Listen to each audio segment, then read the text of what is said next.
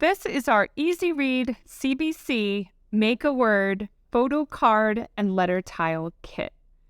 This kit is great for any science of reading program or any phonics reading program and will make a difference for readers and struggling readers in any class. The kit comes with these laminated cards, so you can use them with the letter tiles or dry erase.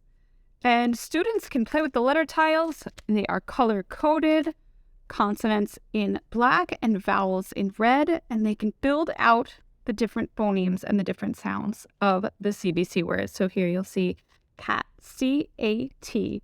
So there's a nice picture clue using real photography that will help the students see which sounds they're looking for. So this is going to be great for ELLs, for new readers, and also for struggling readers because they have all of the scaffolding built right in.